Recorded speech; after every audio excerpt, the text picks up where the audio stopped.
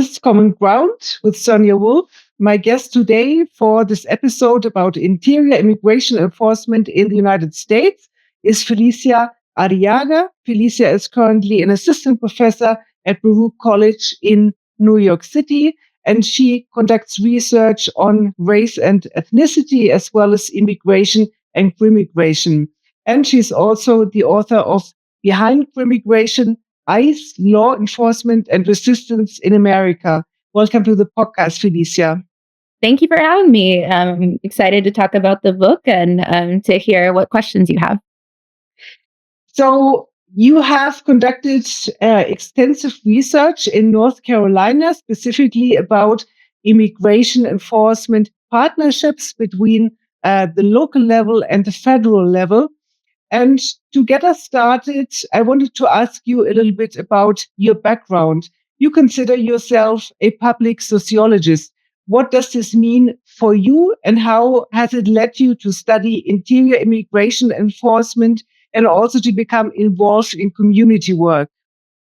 Sure. So when I think about public sociology, I typically think about the ability for us as researchers to tell our findings and provide our findings to the general public.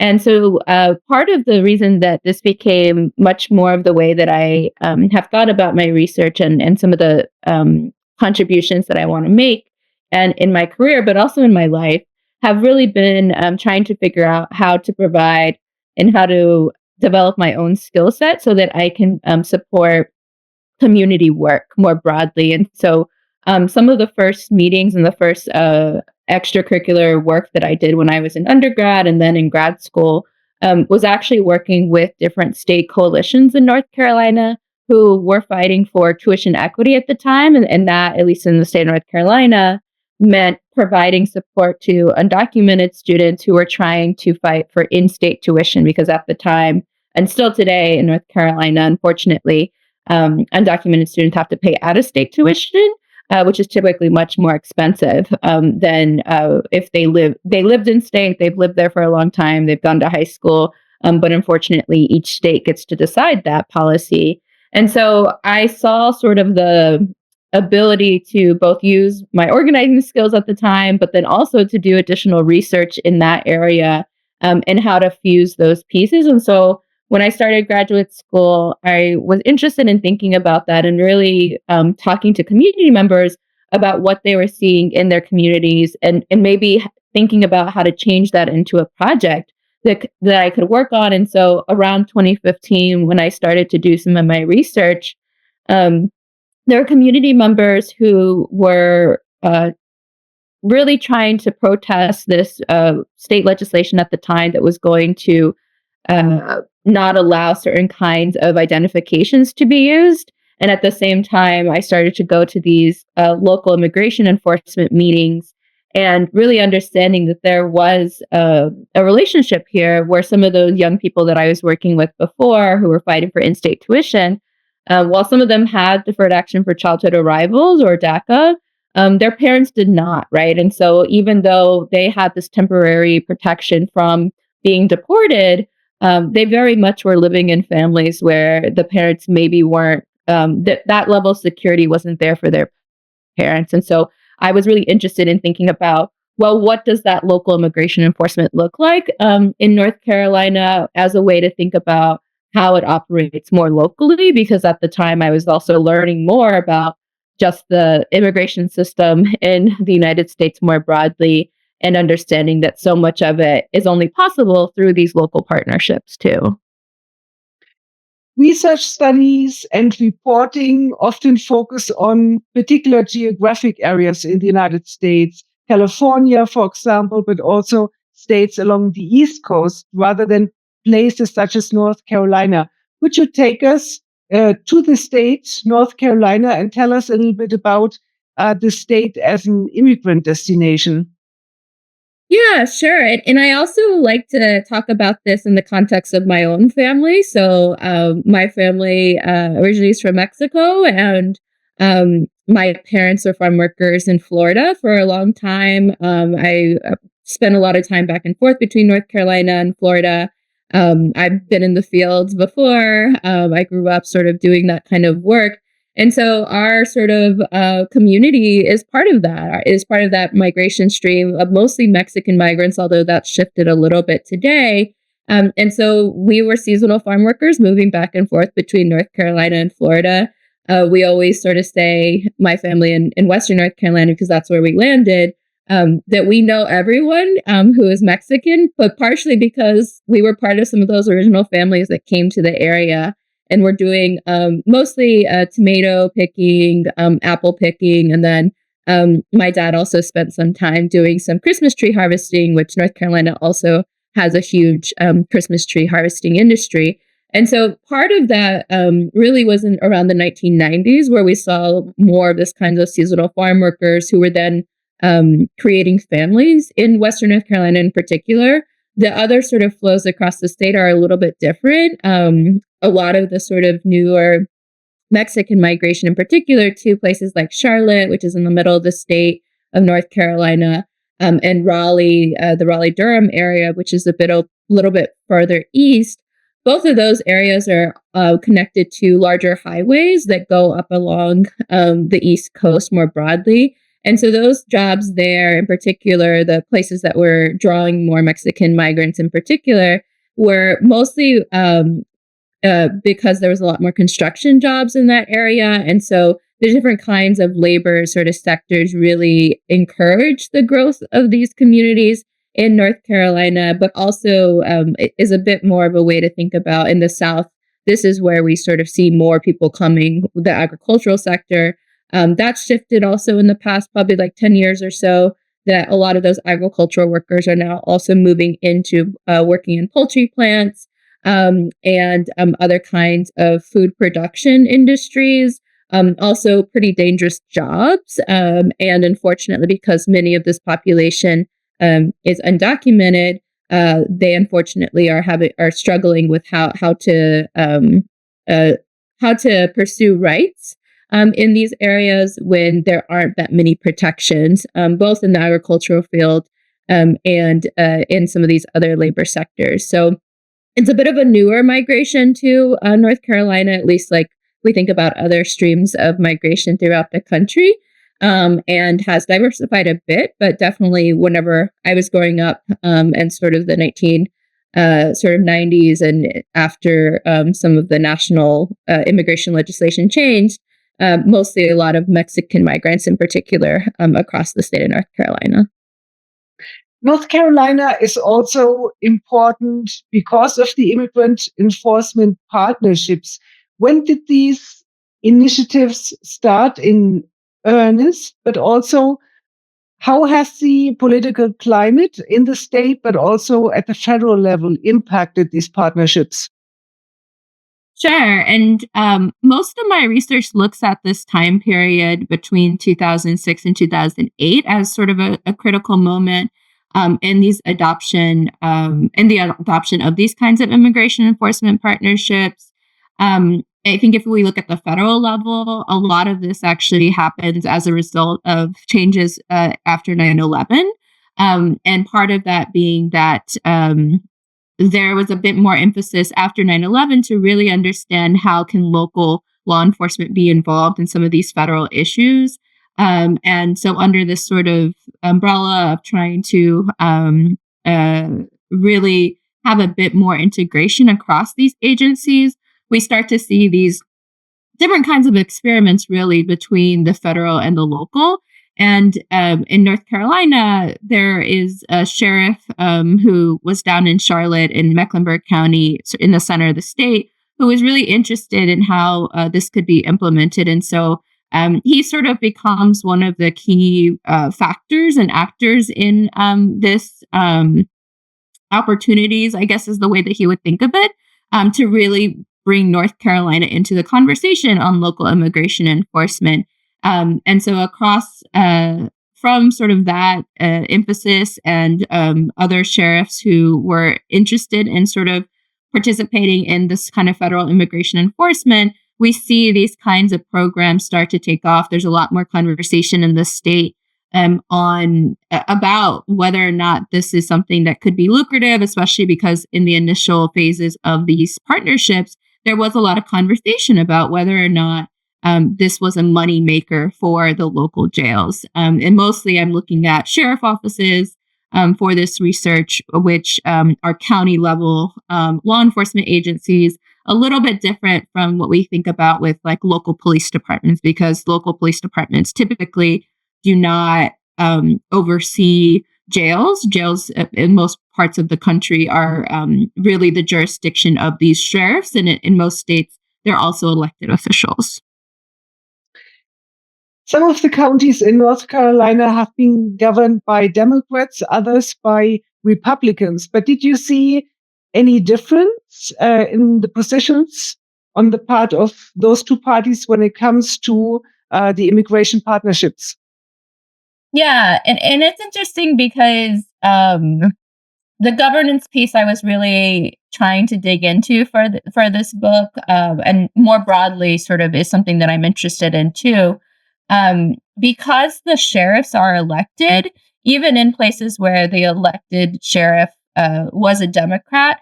We still see that they were pretty eager to engage in these local immigration enforcement partnerships.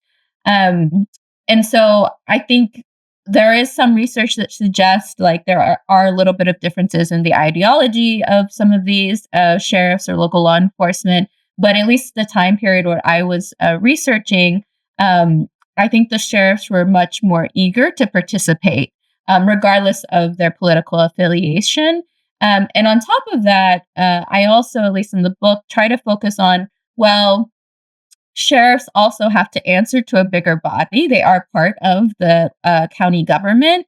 And so the county commissioners in these cases, some of them were Republican, some of them were Democrat. But they also, in my opinion, are often not held responsible for what is happening in the jail. So I think about immigration enforcement as obviously one very specific program that does impact my community, and as an opportunity to start to have this bigger conversation of oversight, accountability of these offices, particularly because they are governed in a different way than, again, if we think about the police department relationship. Chiefs of police are typically appointed by the city council, and so there's a bit more oversight and expectations that happens there, versus because a sheriff is an elected official, there isn't clear, I think, opportunities for those county commissioners to hold them responsible. And so I was just really interested in untangling when the county commissioners wanted to step in and ask more questions about the immigration enforcement practices. But overall, I found that there was very limited interrogation of the policies or of what was happening at all when it came to these kinds of local immigration enforcement programs.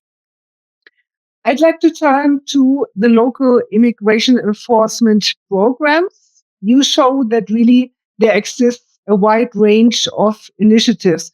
And I'd like to ask you to take us a little bit through some of the programs.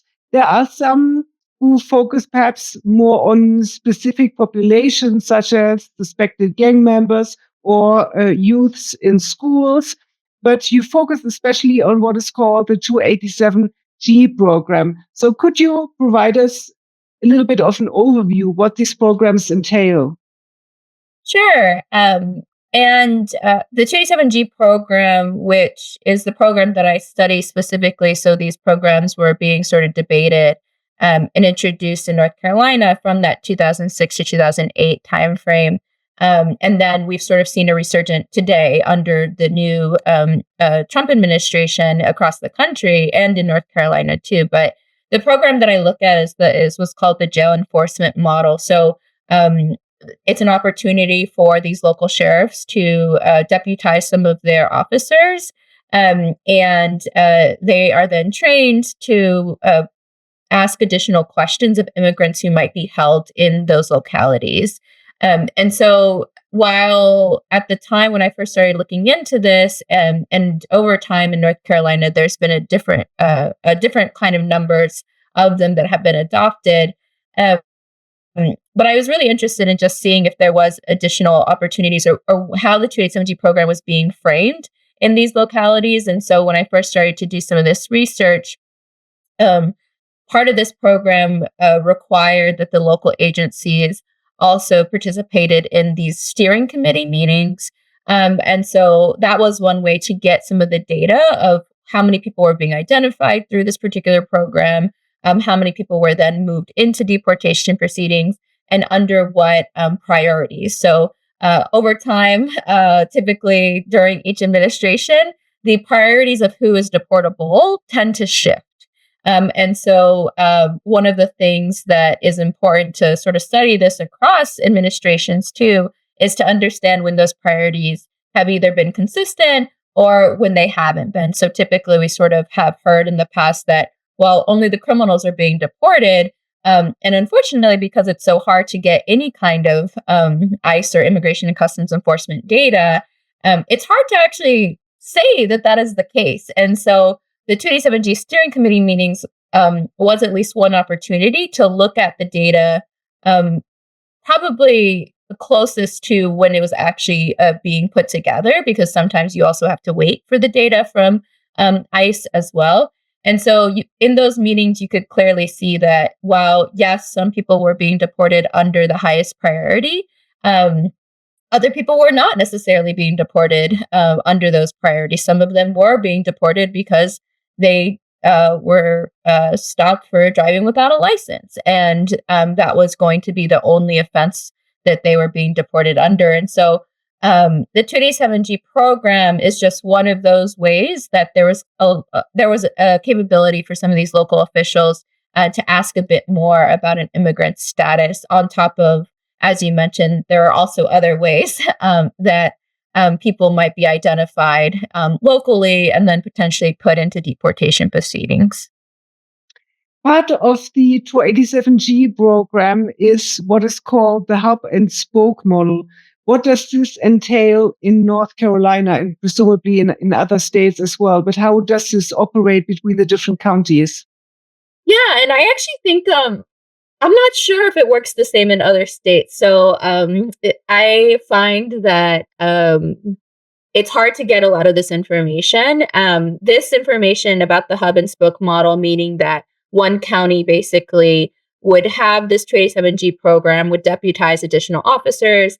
And then the spokes were, if other counties for some reason weren't able to participate in the 287G program, that they would actually just transfer immigrants to the county that did have the program so that they could justify and prove basically that they needed to be deported. And then from there, they would be sent to our closest immigration field offices in Atlanta, in the North Carolina case. And so most of the time, they would just be transferred to the Atlanta office for deportation and then moved through that process.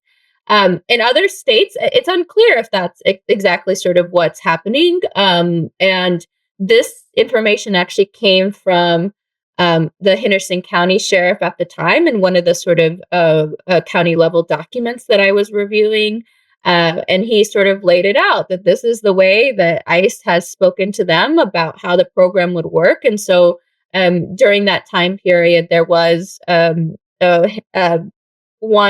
287G program in the western part of the state, 3 located in the middle part of the state, and then at the time, 1 out in the eastern part of the state. So it really did seem like that was the model in North Carolina. It's a little less clear, partially because we just haven't done much research in this area, if that is the case for other states. And if I think to bring it to the present day, because we have seen the increase in 287G programs since 2019, really, across the country, I'm not entirely sure that that same strategy is what's happening today. We know that places like Florida in particular have sort of forced these kinds of statewide enforcement practices. And so the hub and spoke model is not necessarily a model that I would say operates currently in that kind of state structure where the state has actually made or forced localities to do this kind of enforcement too. We know that federal agents have extensive access to databases. But at the local level, what happens when immigrants have an encounter with law enforcement agencies and get taken to a jail? What happens then? Sure. And most of the time, I mean, if anyone gets arrested, right, you're fingerprinted, right? And so the fingerprinting process is really where one of the other programs that I mentioned in the book is secure communities. And really, I think people talk about secure communities in a few different ways, but the way that I often talk about it is secure communities allows for this biometrics sharing of information. And while the name secure communities as different priorities for deportation, that language has shifted, has come and gone across the past sort of administrations. But that biometric sharing capability has existed since I think all jurisdictions across the country were implemented this kind of biometric data sharing in 2013. And so we've sort of been over 10 years with this kind of ability to share information. And so that allows, at least at the federal or the sort of localities, to send some of that information to the federal agencies or share that information. And then the federal agencies will then request what's called a detainer against immigrants held in those local places. The detainer piece is where we see a little bit of differentiation across different sheriff offices, in particular, and jail policies. This is the opportunity where the detainer is really just a request to hold that immigrant so that ICE can make a decision of whether they're going to come pick them up or not. Some places have said that this is illegal, right? That this is actually not something that the locality should be doing. In North Carolina, this has been an ongoing conversation. There were many sheriffs, particularly around 2018, who were pushing back against the idea that they had to hold individuals on these detainers. And so that has been the area where people have, particularly activists, have pushed for a real integration or interrogation of what's actually happening and what's required by law with these detainers. Because again, it then becomes really a question of whether or not ICE can come pick those individuals up. And so it's not always a guarantee that if a detainer has been issued against a person, that they are going to be deported. But the sort of the uncertainty, I think, is what causes a lot of people fear too. You made a distinction between local police departments and sheriffs. For our audience outside the United States, could you talk a little bit about how someone becomes a sheriff and what the responsibilities of a sheriff are? Sure. And in North Carolina, I probably need to double check this fact, but in some states, sheriffs do not actually have to have law enforcement training. And so most do. That's not to say that they don't, but in some states, that's not a requirement. And the sheriff position has a much longer history in the United States. The sheriffs have typically, a lot of researchers focus on the sheriff's role in upholding slavery in the United States and also returning runaway slaves.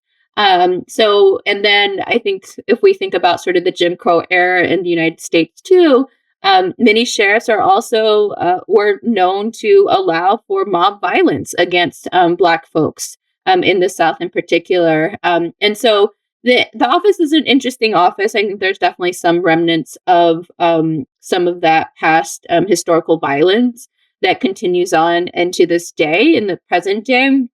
But today, at least in North Carolina, sheriffs are responsible for overseeing the jail, as I mentioned before. In most states, or in some states, they're also the individuals who might come if you're being evicted to serve that particular sort of function. They do some policing roles, at least in North Carolina. They also are the individuals who are at the courts and just overseeing and supervising that particular piece. And then many of the sheriffs, unfortunately, feel that they are responsible for working with ICE.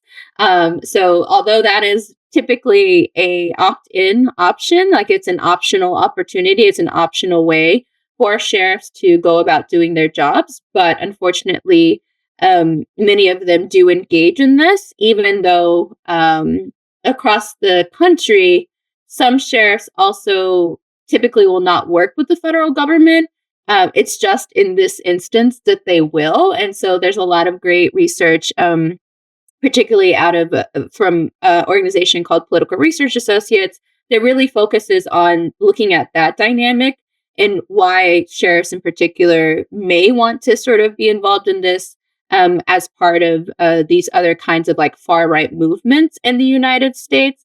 So the sheriff's office itself has like an interesting history, both being, I think, an agency that is trying to control people, and sometimes that's through jail systems, but also through other kinds of mechanisms like participating with immigration enforcement too. You talked about how a program such as 287G operates in practice, but law enforcement agencies, how have they justified the need for these partnerships, or what might have been their motives behind the implementation of these partnerships? Sure. When I was doing some interviews with law enforcement for the book and for sort of my broader research, sometimes they would justify it by basically saying that their job is to protect and serve, and they also feel that the removal of individuals who are criminals, quote unquote, are by removing them that they're also protecting immigrant communities. I think in the earlier years, even today, I think the question is still a concern of when immigrants are picked up through this process, because as we all know, if you're arrested, that doesn't mean that you committed a crime, right? You're still supposed to go through the whole judicial process to make that determination. And most sheriffs that I talk to and in public settings would suggest that, well, a person isn't being moved into immigration proceedings until they've actually finished their criminal record charge or whatever time they had when we're serving for that particular aspect of it. I think some people have brought into question if that's actually the case. Like if people were being actually transferred over to ICE before they got to go through due process, that's really a question that comes up. And so this question, or this sort of justification of protecting communities, is under the assumption that someone is a criminal. And I think that that's an assumption that we shouldn't be making, given like when people are being removed.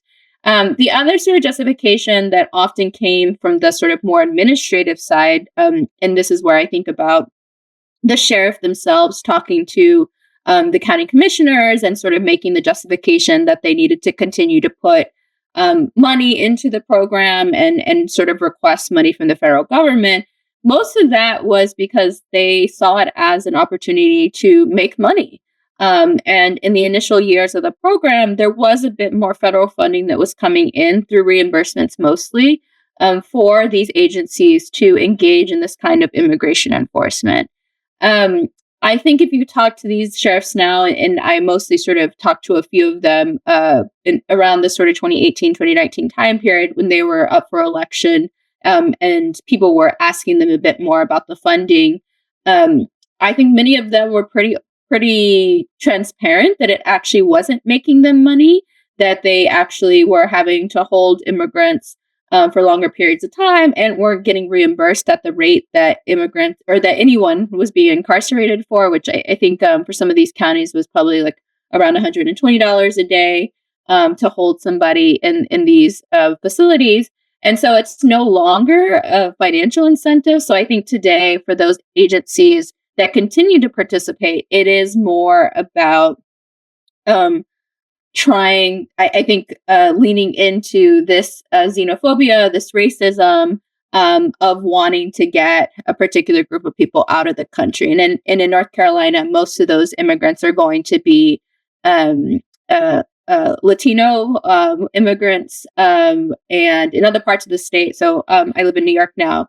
Most of the immigrants here, or at least a large majority of them, are also going to be Black migrants. So it's a little bit of a different sort of circumstance, but at least in the North Carolina case, it was pretty clear in the way people were talking about it, particularly during the initial phases of adoption, that they wanted Latinos out of the state. Immigration is high on the agenda of the Trump administration. And at the moment, we see videos that often circulate on social media platforms how people are getting picked up by officers, often in quite a violent manner. How do these immigration enforcement partnerships affect immigrants, especially the Latino population, on an everyday basis? Sure. I think that there's the local enforcement practices that we've been talking about. They happen all the time, right? So, and at least in North Carolina, because undocumented migrants in North Carolina don't have the ability to get a driver's license. This is something that also shifted around 2005 in North Carolina, because this is a state level policy that can be decided.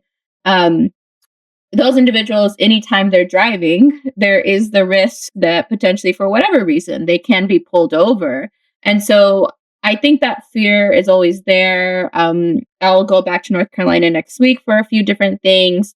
And from what I've heard already is that many people have shifted to only staying inside. If they need to go out, it's for basic necessities, or they're sending the one person in their family who is documented and who was born in the US to do those things.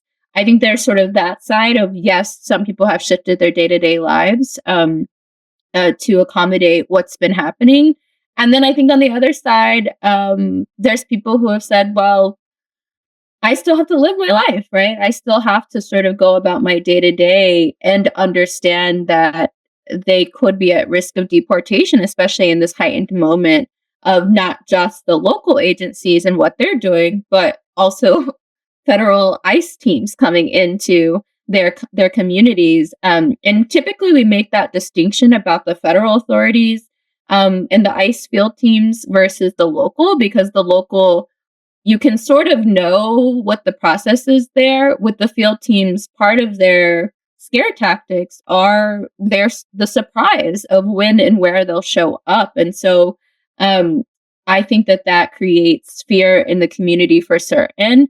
And from what I sort of talk about, and I think we'll get to in just a bit, it's also important to know that from the last Trump administration, plenty of community groups also have responded to create different opportunities for community members just to be more in communication about what's happening, so that we can at least try to curb some of that fear when it happens in communities, while trying to also encourage people to make preparation plans, right? So many of the organizations that I still support in North Carolina they've spent the past 3 months doing Know Your Rights trainings, helping people do emergency planning. And so I think that that's really the impact that's happening here. While, yes, the local is something that, at least North Carolina, we've been working on and trying to sort of investigate for a long time. The other aspect of the federal agencies coming in, and really there's no rhyme or reason most of the time, it's not like people are leaking that information of where they're going to be next. So that, I think, creates actually an additional level of fear. And not being able to differentiate between agencies is also something that creates other fear, right? So it could be that you're being stopped by a police agent or a police officer who's a local agency, but if you don't know the difference between them and an ICE agent who is wearing a vest that says police, right, and in a way to try to mimic the local police, then it also creates this sort of inability, I think, to make those distinctions, creates additional fear in the community too. One of your interests is in understanding crimmigration and the effects it has on immigrant populations. Could you talk a little bit more about some of the specific problems that you have identified in local immigration enforcement? Sure. I mean, I think the transparency is the biggest piece. That and just like misunderstanding, especially on law enforcement side of things. I think about these agencies, for the most part, even if they have a new leadership come in, that they're not typically shifting policies. Like they're not typically sort of reworking the wheel, right? So most of the time they're not going through and seeing, well, do I need this partnership? Do I not need this partnership? And so often it really seems that they're just sort of doing what's been done in the past, right? And so for them, if you were to ask local law enforcement officers, typically they're uncertain. They don't know what happens once someone is fingerprinted. Once they've done that part of their job of bringing somebody in, they're not that clear about what happens after that. And so for them, there's both issues of transparency internally, but then the sort of external pieces where I think the community really starts to push them is asking them to post the numbers of individuals that they've identified as immigrants and who have then been moved into deportation proceedings. That doesn't happen very often unless there is like a very like specific policy in place where that is required. I know that in the sort of New York City context, because New York City has a different policy on this, and sort of the NYPD is not supposed to cooperate with ICE. They do post the numbers of detainers that they get requested on the city website. So it's a little bit of a different practice in a comparison, but it is important to think about how transparency can at least be useful to improve community relationships. I think that's typically for local law enforcement agencies, and particularly in North Carolina, one of their goals can be to work with the community in a way to make them feel like they can come forward and report crimes.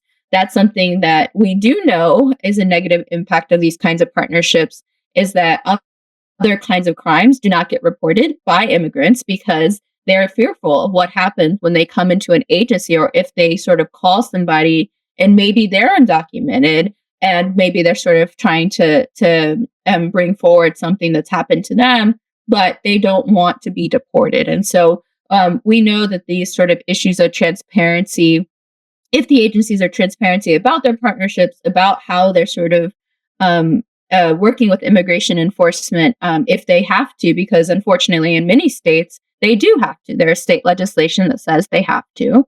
But being or not being transparent about them also creates these issues of distrust with community members. And so that's probably the biggest challenge for people, is that if they don't know what's happening, not just in these local law enforcement agencies, but some of my other research is looking at what happens at probation offices, as well as when, at least in the US context, when you're moved out of local jails after you've been convicted, you typically are moved into this adult corrections or the prison system. And the prison system also has a different partnership with immigration and customs enforcement. So really, it's about trying to understand where there can be more transparency around these things, so that if these agencies are wanting community to participate in talking about crime, reporting crime, then they actually need to know that they're not at risk themselves of being deported too.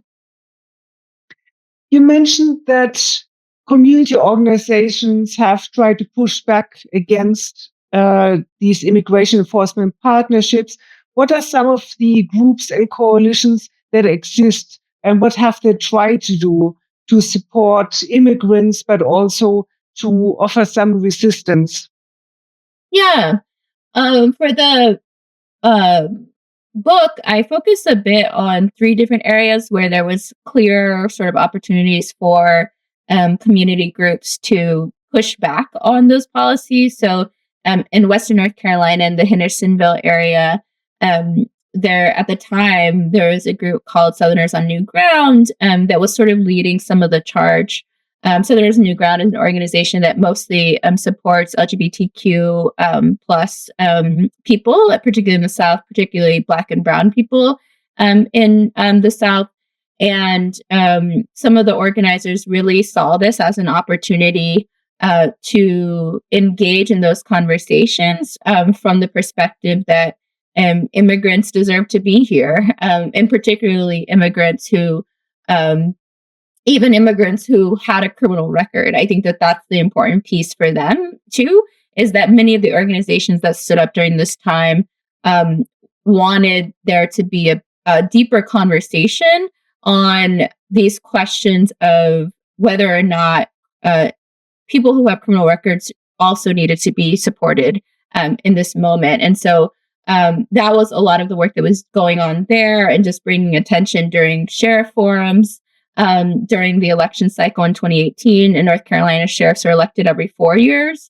And so across the state, there was this opportunity to intervene in the campaigns that were happening, and really bring questions of what was the sheriff's stance on immigration enforcement, but then also go beyond that. So I think Mecklenburg County, where Charlotte is in the middle of the state, is probably the best example of that, where I think in the book, there's what we call a scorecard, which it typically is used in a lot of different elections.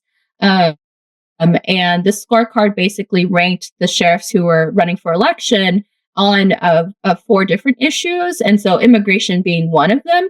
But the other organizations who are involved in that were able to put together other questions regarding the use of solitary confinement, the ability or the shift that was happening at the time for juveniles to be held or to not be held in adult populations.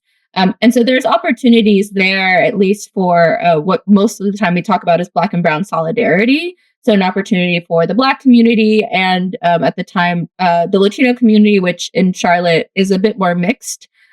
So multiple countries represented there. For them to engage in these conversations in a deeper way. And then in Wake County, I think is always a great example too, because most of those efforts were led by undocumented women who had this wasn't their first time engaging in sort of the politics there. They are the people who I lived in Durham for 10 years, and they were some of the first people that I met at immigrant rights protests, who were, regardless of their own status, were willing to really be front and center and saying that they had family members who had been deported through the local 287G program and the partnership that existed there. And they didn't want that to happen to anybody else. And so across the state, I think in 2018, there were these different kinds of moments where community members saw this opportunity to engage in the sheriff races, and to also make it a point of conversation. I think before that had not been a strategy that we had seen in the state. And part of that was coming from these other movements in Arizona that had really sort of sparked a similar push against Joe Arpaio, who is sort of known in the United States as like one of the worst sheriffs of probably all time, I would say. And we were able to see like these different kinds of movements happening in states very similar to the North Carolina context.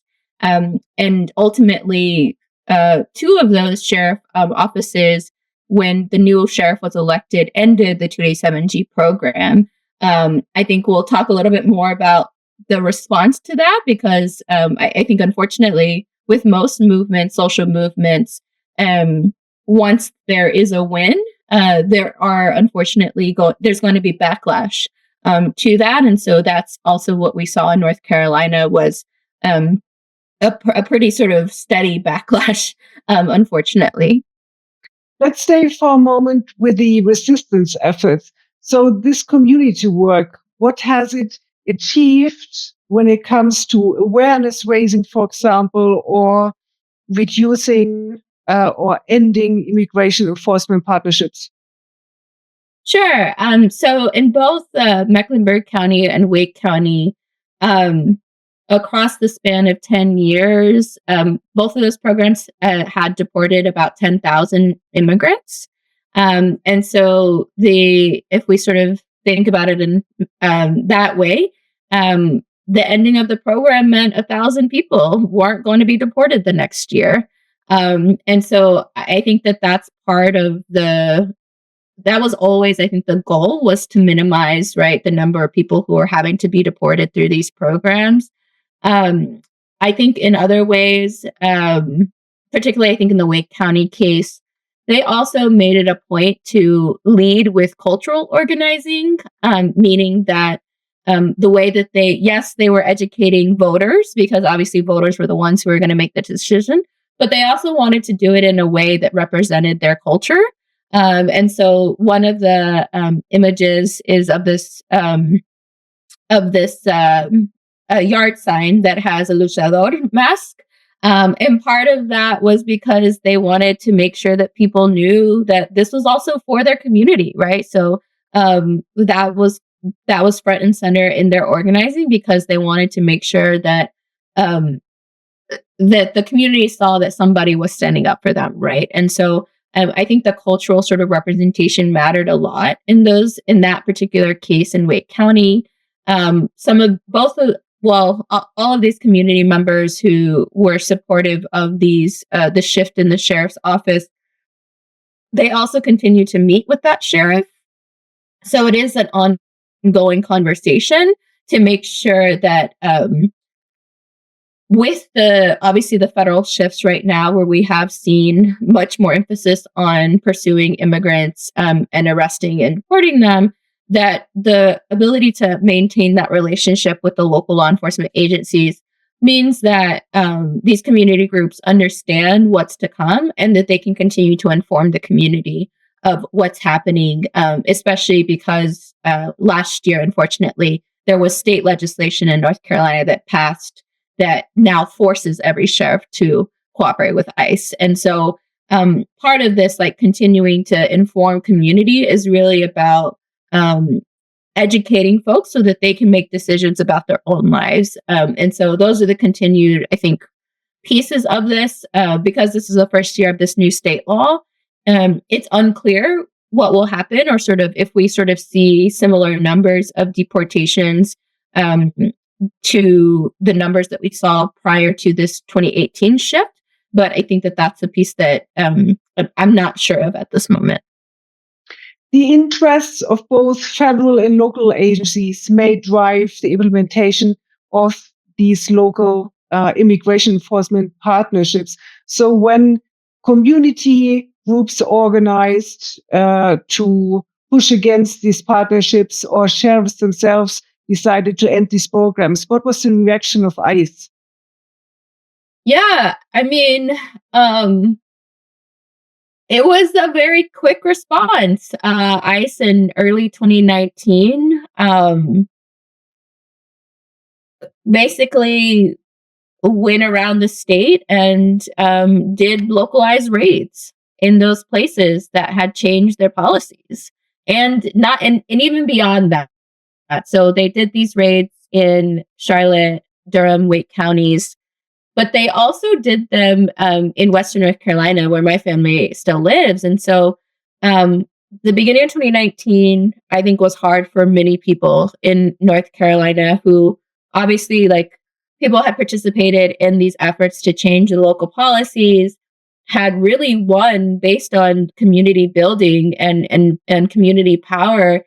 And then to have the federal agencies basically threaten them, do a press conference to say that this is what they were going to do, and then to arrest people. I think the numbers were, I think there's probably 150 people who were arrested by the federal ICE teams that came in. But that wasn't I mean, yes, their goal was to arrest people, but their goal was to encourage fear, right? To basically punish these localities by saying, you did this thing, we didn't like it, and now we're going to come and show you that we're still in charge, right? Unfortunately, some of the organizers too at the time were also being surveilled, and they're going through lawsuits right now to get all the information about what was being collected about them at the time. So the response was quick. On top of that, ICE then also met with our state legislators, legislative representatives, and constructed a statewide bill to force ICE or force localities to cooperate with ICE. Very much copycatting what was seen in Texas, in Arizona, what was coming down in Florida at the time. So that was ICE's response in 2019, was to really sort of a multi-pronged approach to that. And then, as I mentioned, for many years, the community was able to come together and push back against that state legislation. And unfortunately, last year, some things had shifted on top of this sort of looming federal administration, where they were finally able to pass that statewide legislation. In the final minutes of the episode, I would like to take some time to look to the future, as it were. When the idea of immigration reform comes up in certain moments, there's talk sometimes about two different positions when it comes to immigration enforcement, but also prisons and policing more generally. One position, we might call it reformist, and the other one is abolitionist. Could you explain a little bit what these two positions entail? Sure. And I would say with the reform part, I think most of the strategies that I talked about, they've been reform strategies, right? How do you shift the policy within the sheriff agency? How do you continue to put pressure, like create opportunities for transparency? Those are typically seen as reformist strategies. I will say that both reformist and abolitionist strategies should be community centered. So, as a sort of academic, most of the time I've done some organizing, but I'm always going to defer to the communities on what they think is the best route to take in this moment. And so many of the organizations I've mentioned, they saw this opportunity to really get rid of this one policy and shift the levels of deportations that were happening, right? I think most of those organizations, and because I'm in conversation with them still, are abolitionists. Like, do you see an abolitionist future, though, where there isn't this fear that continues to circle their communities? And so, but I think on the route to doing that, we all have to learn a bit more about what is happening in these agencies, right? How do we actually chip away at it if we don't know what's going on? And so the abolitionist part of getting rid of some of these agencies, I think is definitely a goal that these organizations hold. And we've seen that other organizations, I think we didn't quite mention some of the other areas, but plenty of groups have also pushed for getting rid of the use or the integration of gang databases in this area, right? And so getting rid of the policies definitely is an opportunity to sort of see what else is going on. And I think the other sort of piece to this is that ICE hasn't also existed for that long, right? So plenty of people that you talk to have lived in a United States where ICE wasn't around, right? It used to be sort of different agencies, right? The shift sort of happens after 9/11. And so I think that that's also part of the dream for many of these organizers, is that a different process can exist that doesn't terrorize our communities. And we can start at the local level so that the localities, like part of this is having community control. That's typically the way that communities have talked about it, is that if you're in control of these things, if you know what's happening, then that's part of also building these abolitionist futures where we know that community members are safe, right? Because I think ultimately, if I've done some ICE verification work in the past, like showing up to a place where ICE has come, taken somebody, and you don't know where they are, that is a terrifying feeling for the community, right? Especially if the community, what we're seeing today, unfortunately, is the targeting of community organizers, right? Not just I live in New York. Yes, there's been students who are very vocal on Palestine who have been targeted. But also, I mean, there's an example in Washington State too, where a community organizer who works with a labor organization has also been recently arrested. And so I think part of this is those folks are fighting for a future that they want to see. And to the extent that we can minimize any kind of ICE partnerships, relationships locally, then I think we're much in a better position to really tackle how do we create those futures that we want to see too. How do you see local immigration enforcement evolve, and what prospects do you see for community resistance under the second Trump administration? I think under the first administration, we learned a lot about the tactics of what was happening. And then we're able to spend 4 years building infrastructures, right? And so the prospects for community resistance are really building on those 4 years that we spent really tackling the first administration. So plenty of the organizations that started during the first administration have continued to grow and have continued to build partnerships with local communities. And as I mentioned, because people are aware of what happened before, that gives us a little bit of a head start to really know what we need to spend the first 3 or 4 months of this administration doing. Obviously, the federal is going to continue to change, and that's always going to be a challenge.